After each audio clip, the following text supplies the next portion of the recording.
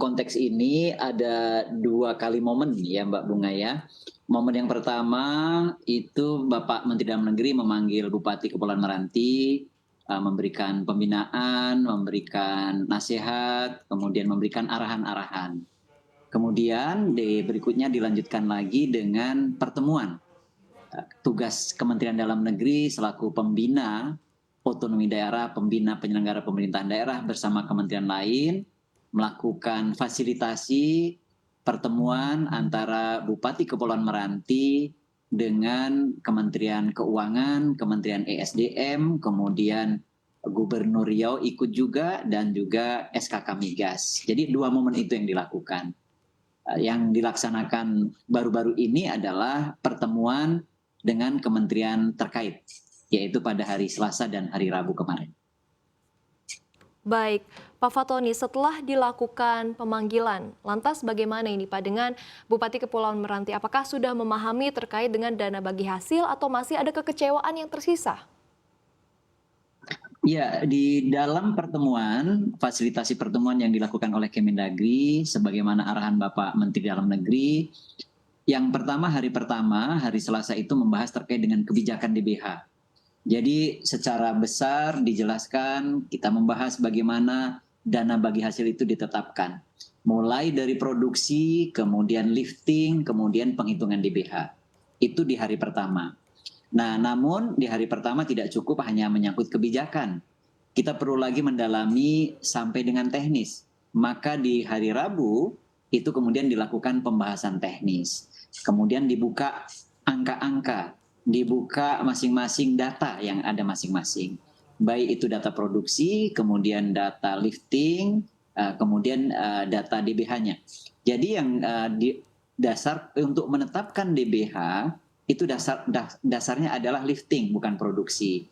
Produksi tidak tentu sama dengan lifting.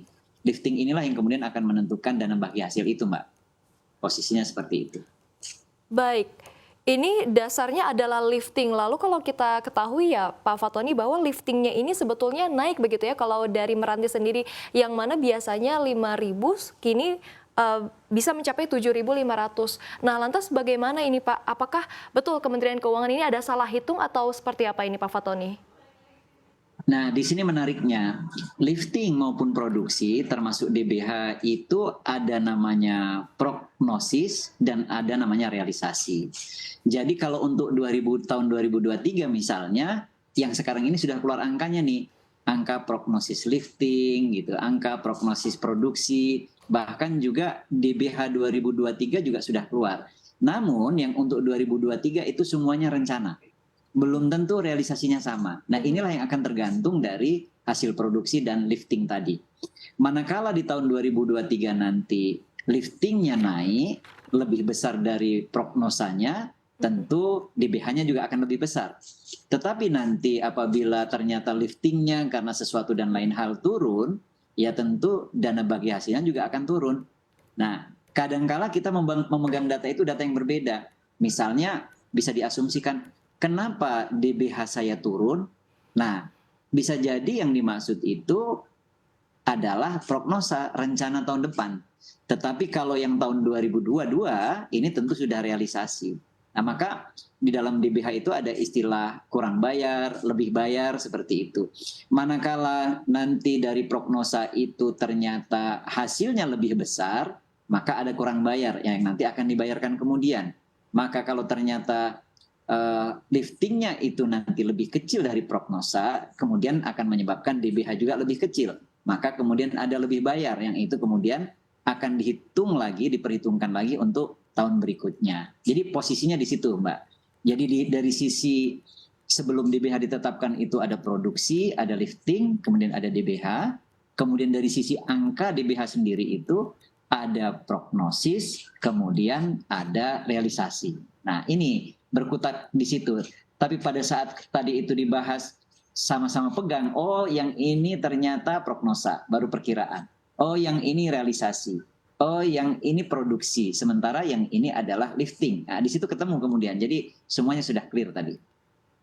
Baik, Pak Fatoni, lantas apakah ini untuk perhitungan DBH yang dikirimkan kepada Kabupaten Meranti sendiri, apakah ini sudah tepat begitu Pak perhitungannya atau Kementerian Keuangan ini akan membayar kekurangannya? Itu betul nggak sih Pak? Ya, dari hitung-hitungan yang sudah terrealisasi sampai dengan 2022 tentu sudah tepat. Nah, tapi masih ada penghitungan sekali lagi nih di akhir tahun. Nanti di akhir tahun di bulan-bulan Desember, akhir Desember, manakala hasil akhirnya nanti lebih besar dari penetapan yang lalu. Nah, untuk 2022 kan ditetapkan di 2021, Mbak.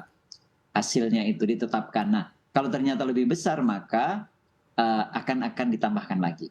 Tetapi kalau lebih kecil maka yang sudah terlanjur dibayarkan tentu akan diperhitungkan di tahun depannya. Posisinya seperti itu. Nah, tapi kalau untuk 2023 itu masih belum terrealisasi.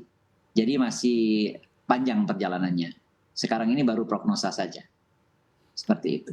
Baik, kalau perhitungannya sendiri ini berdasarkan 60 US dollar per barel atau 100 US dollar per barelnya ini, Pak Fatoni? Nah, tadi dari hasil diskusi juga dengan Kementerian Keuangan, Ya. ini sudah menggunakan 100. 100. Jadi sudah menggunakan 100. Ya, tentu nanti akan untuk realisasi di 2023 tentu akan dilihat situasi yang mempengaruhi nanti kondisi ekonomi, kondisi dolarnya seperti apa, situasi itu akan ikut menentukan juga di realisasi tahun 2023 nanti. Baik, Pak Fatoni, jadi ini baru akan disesuaikan untuk tahun depan begitu ya Pak ya, tahun 2023. Untuk tahun 2022 ini apakah akan ada penyesuaian atau seperti apa ini Pak Fatoni? Iya, di akhir tahun, di akhir Desember, nanti pasti akan ada penyesuaian. Karena nanti akan diketahui lifting di akhir Desember nanti berapa. Setelah diketahui liftingnya berapa, baru hasil finalnya DBH di 2022 ini akan diketahui. Maka bisa saja akan ditambahkan kalau kurang bayar, bisa saja lebih bayar karena lebih rendah lagi. Itu yang akan disesuaikan nanti di tahun 2023. Kalau untuk 2022 seperti itu kondisinya.